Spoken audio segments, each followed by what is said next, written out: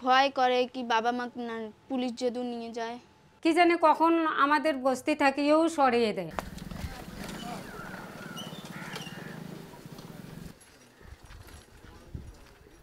নেতাজি সুভাষচন্দ্র বসুর আজাদ হিন্দ বাহিনীর কথা মনে রেখে একসময় সরকার এই বস্তির নাম রেখেছিল জয় হিন্দ। বস্তির বাড়িতে ক্লাব ঘরের মাথায় এখনো পতপত করে উঠছে ভারতের তেরঙা পতাকা। কিন্তু প্রশাসনের আশঙ্কা এই বস্তিতে যারা থাকেন তারা ভারতীয় নন, অবৈধ বাংলাদেশি। তাই দিল্লির বুকে তৈরি আস্ত একটি বস্তির বিদ্যুতের লাইন কেটে দিয়েছে সরকার। ময়লা পরিষ্কার করে রাজধানীর স্বচ্ছতা বজায় রাখার দায়িত্ব বহন করে চলেছে যে বস্তি, সেখানে নিত্যদিন পুলিশের আনাগোনা। যাকে তাকে যখন তখন তুলে নিয়ে গিয়ে জেরা করা হচ্ছে। জাতীয় পতাকার তলায় দাঁড়িয়ে প্রতিদিন প্রতি মুহূর্তে নিজেদের নাগরিকত্ব প্রমাণ করতে হচ্ছে একদল দিন আনা দিন খাওয়া মানুষকে। তাদেরই অন্যতম ফাতেমা বিবি।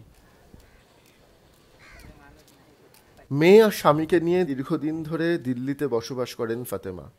বিভিন্ন এনজিওতে ছোটখাটো কাজ করে দিন চলে তার। সরকারের তৈরি করে দেওয়া বস্তির কমন টয়লেট পরিষ্কারের দায়িত্ব তার। সেই ফাতেমাই এখন জয় হিন্দ বস্তির অন্যতম প্রতিবাদী মুখ হয়ে উঠেছেন।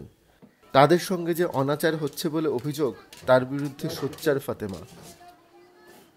ডিডব্লিউ এর ক্যামেরার সামনে তার প্রশ্ন, নামে মুসলিম বলেই কি তাদের সঙ্গে এই অনাচার হচ্ছে, নাকি তাদের অপরাধ তারা বাঙালি? পুলিশকে একাধিকবার নিজেদের কাগজ দেখিয়েছেন ফাতেমা এবং তার স্বামী, কিন্তু তা তো ভয় কাটছে না।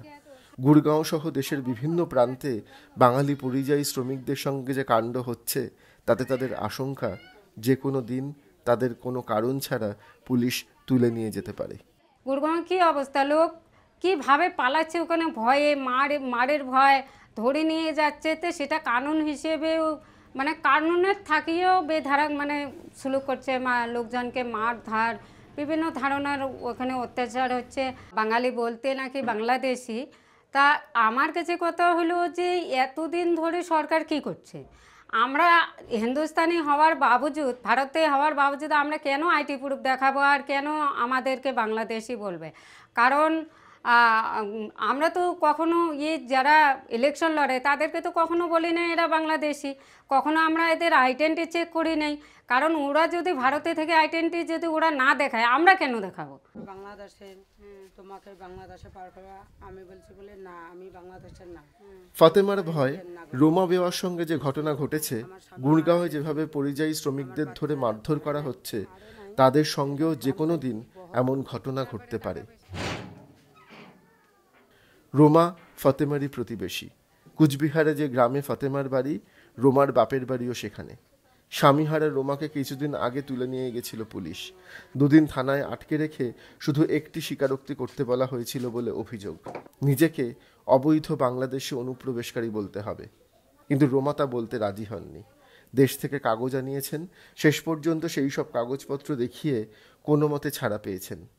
আলোহীন অন্ধকার ঘরে বাবার স্বামীর যাবতীয় কাগজপত্র আগলে রেখেছেন এই দিন আনা দিন খাওয়া নারী।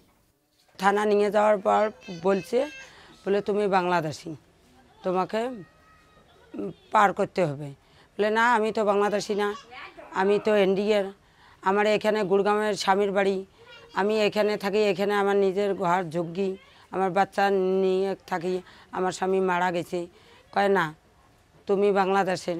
জবরদস্তি বলছি, বলে আইডি দেখো, আইডি দেখো। কয় বলে না, এ তো আধার কার্ড তো যখন তখন বানাইতে যায়, এই রকম করে ধমকি দিছে। বলে আমি বলছি বলে ধমকি দাও না, আমার আগে দেখো আমার জন্ম কোথায়, বাংলাদেশের না ইন্ডিয়ার নাগরিক আমি, দেখো তারপরে আমাকে যেখানে থাকার হয় ওখানে পাঠিয়ে দাও, আমি রাজি আছি, কিন্তু আমাকে ধমকাও না। ঝকঝকে চকচকে দিল্লি শহরের গায়েই মূলত জঞ্জালে ভরা জয় হিন্দ বস্তি। গত প্রায় 1 মাস ধরে বস্তিতে আলো নেই। প্রশাসন লাইন কেটে দিয়েছে। জলের ট্যাঙ্কার থেকে সারাদিনের জল ভরে নিতে হয়। সর্বক্ষণ এক ভয়াবহ অনিশ্চয়তা। এই পরিস্থিতিতে নিজের মেয়েকে স্কুল ছাড়িয়ে দেশে পাঠিয়ে দিয়েছেন ফাতেমা। এখানে লাইট নেই, আমি 1000 টাকা মাসে টিউশন দেই, কারণ যত 10,000 টাকা মাসে কাজ করি 1000 টাকা পেট কাটে বাচ্চাদেরকে টিউশনে দেই। এখন লাইট না থাকলে আমরা কি করব, কোথায় আমার বাচ্চা যাবে? তা আমি এটা ভাবিয়ে বাড়িতেই পাঠালাম, কারণ পড়াশোনা এইভাবে হবে না। কারণ 1 বছর পর পড়া আর বাচ্চা যদি পেপার দিবে না পারে তাহলে ওই পড়াটা পড়ে কোনো ফায়দাই নেই। তা বন্ধই হয়ে গেল। তো আমি টিসিও তুলে নিয়েছি, কারণ পড়াশোনা হবে না, কখন লাট আসবে না আসবে, কখন কি হবে বলা মুশকিল। এই জন্য আমি ভয়ে বাচ্চা বাড়িতে পাঠাচ্ছিলাম। ফাতেমার দেওয়া ঠিকানা নিয়ে ডিডব্লিউ উত্তরবঙ্গের কোচবিহারে খোঁজ নিতে গেছিল তার মেয়ের। গ্রামের বাড়িতে উঠোনের ধারে শিলবাটায় এক মনে মেহেন্দি বাটছিল অবিকল ফাতেমার মতো দেখতে তার মেয়ে উম্মি কুলসুম। ক্লাস 8 পর্যন্ত দিল্লিতে হিন্দিতে পড়াশোনা করে এসে গ্রামে আর মানিয়ে নিতে পারছে না। ঠাম্মা পাশেই এক মাদ্রাসায় ভর্তি করে দিয়েছিলেন, কিন্তু 2 দিনের বেশি সেখানে পড়াশোনা করতে পারেনি উম্মি। দিল্লি ফিরতে না পারলে আর পড়াশোনা হবে না। গ্রামে তার কোনো বন্ধু নেই, সারাক্ষণ স্কুলের বন্ধুদের কথা মনে পড়ে উম্মির। কিন্তু দিল্লি ফিরতে ভয় হয়, রাতে ঘুম আসে না বাবা মায়ের চিন্তায়। আগে আমরা ওদিকে ছিলাম, বন্ধুরা ছিল, তা এই যে বাংলাদেশি করার পর থেকে বাবা মা বাড়ি দিয়ে পাঠাইছে, আর যেতে ইচ্ছে করে না, ভয় করে কি বাবা মা না পুলিশ যদি নিয়ে যায়। দিল্লি, গুড়গাঁও সহ দেশের বিভিন্ন প্রান্তে বাঙালি পরিযায়ী শ্রমিকদের ওপর জুলুমের অভিযোগ উঠছে। বাংলাদেশি বলে তাদের বিভিন্ন জায়গায় আটক করা হচ্ছে, কাগজ দেখাতে না পারলে পাঠানো হচ্ছে ডিটেনশন ক্যাম্পেও। পরিযায়ী শ্রমিকদের দাবি অবৈধ বাংলাদেশি অনুপ্রবেশকারীদের ধরা হোক, প্রয়োজনে তারাই চিহ্নিত করে দেবেন এমন মানুষকে, কিন্তু তাদের উপরে জুলুম বন্ধ হোক। এভাবে সকলকে বাংলাদেশি বলে চিহ্নিত করা বন্ধ হোক। সরকারের কাছে এটিই তাদের একমাত্র আবেদন। দিল্লির জয়হিন্দ বস্তিতে বসে ফাতেমা যখন এই দাবি তুলছেন সুদূর কুচবিহারে, তখন তার শাশুড়ি মাটির দাওয়ায় বসে 2 চোখে জল নিয়ে ফিরে আসতে বলছেন তাদের।